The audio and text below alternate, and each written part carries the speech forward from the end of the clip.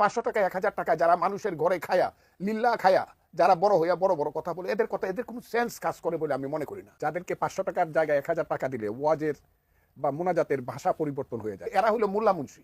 মোল্লাতন্ত্র কিন্তু ইসলাম নয়। কাজে এই বাংলাদেশে মোল্লাতন্ত্র হয়েছে আর ধর্মের নামে ব্যবসা শুরু হয়েছে। আসসালামু আলাইকুম এভরিওয়ান। আসলে ইনার কিছু কথাগুলো শুনে আমার শরীরের রক্ত পর্যন্ত গরম হয়ে যাচ্ছে। আমি বুঝতে পারছি না ইনি কোন ভাষায় কথা বললো, কিভাবে বললো। 500 টাকা হুজুর, 500 টাকা লিল্লা খা হুজুর। এই 500 টাকার হুজুর না থাকলে আজ হয়তো আপনার মা বাবারও বিয়ে হতো না, ইভেন আপনারও বিয়ে হতো না।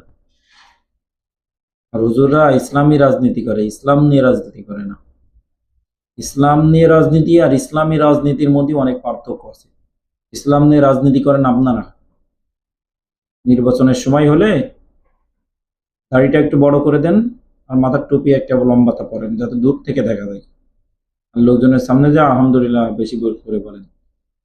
এটাকে বলে ইসলাম নিয়ে রাজনীতি। আর হুজুররা ইসলামে যেটা বলা আছে সেটা নিয়ে রাজনীতি করে, তারা ইসলাম কেন্দ্রিক রাজনীতি করে। আপনি আসলেই জানেন না ইসলাম রাজনীতি কোনটা আর ইসলাম নিয়ে রাজনীতি কোনটা।